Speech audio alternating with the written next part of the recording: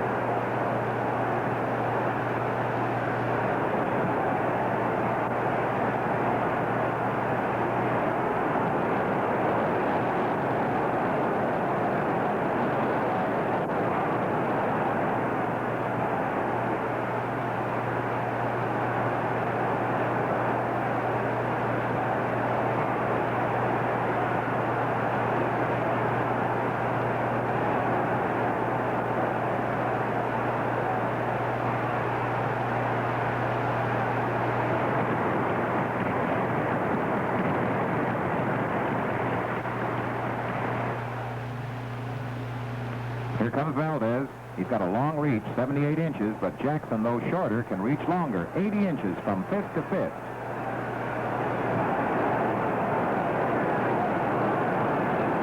Jackson, with his swarming style, earns his nickname of Hurricane.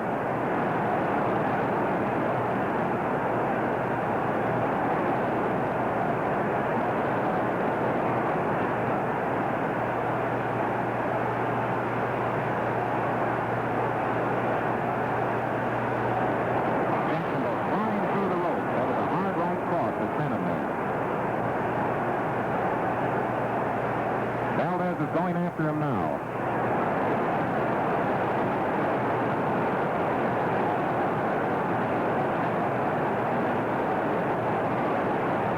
Jackson goes down to the canvas. This is the first of 3 knockdowns in this round.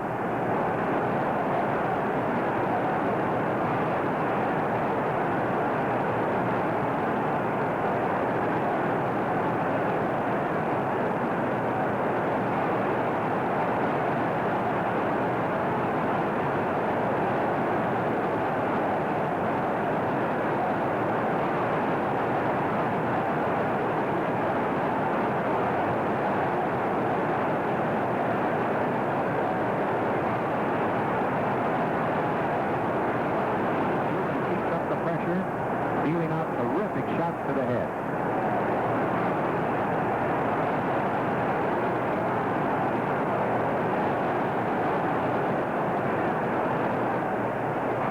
Again, Jackson hits the deck. He's staggered.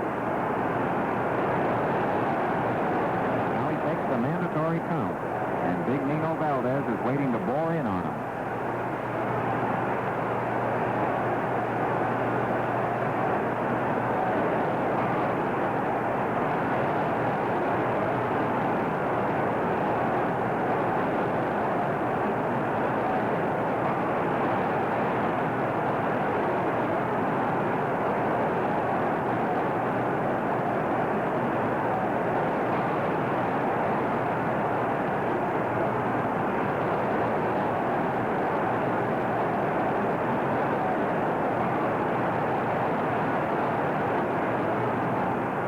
Jackson for the third time, and that's the finish for the Hurricane. 3 knockdowns in a single round means the fight is over under New York rules. Nino Valdes is the winner in the second round.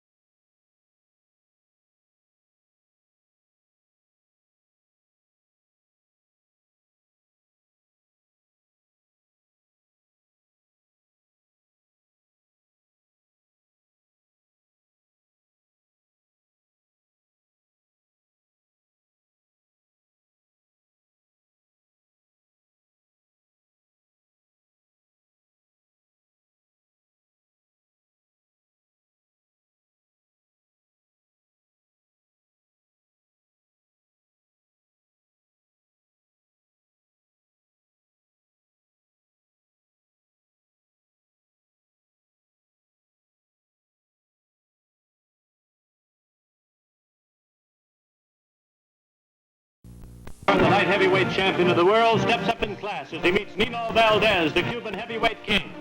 The 6th round finds Moore with his back to the camera, forcing the fight and landing several hard lefts to the Cuban's chin.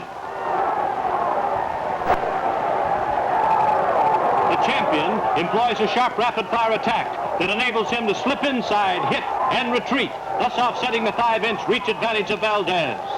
The smaller Moore, almost 30 pounds lighter than Valdes and a full head shorter, is forced to jump to land some of his punches. Archie follows up with damaging body blows and is getting the better of the big Cuban in the important infighting. In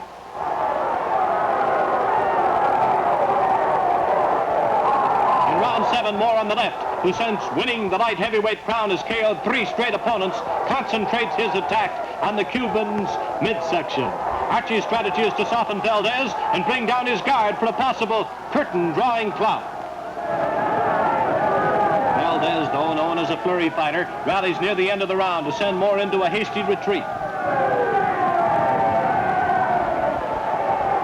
Archie backs into a neutral corner, ducking and bobbing. Valdes is right after him, but the ring-wise Moore displays all of his boxing savvy by deflecting with his elbows and shoulders most of the Cuban's wild haymakers.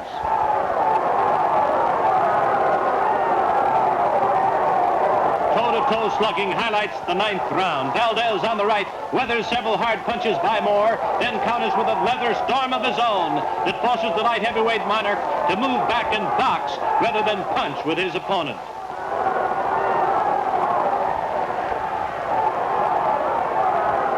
In the 10th and final round, Moore, 8 years older than Valdes, shows no signs of tiring.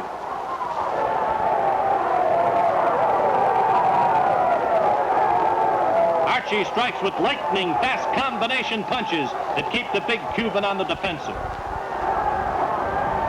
Toward the end of the round, both boys remove all the stoppers as they fill the air with flying fists. Valdes is so intent on landing a KO blow that he doesn't hear the bell. He keeps on throwing punches until the referee steps in and pulls the fighters apart. The winner, and what he described as one of his toughest fights, is Archie Moore. When two hard-punching youngsters get together. Spider Webb tangles with Pat McAteer in the Chicago Stadium.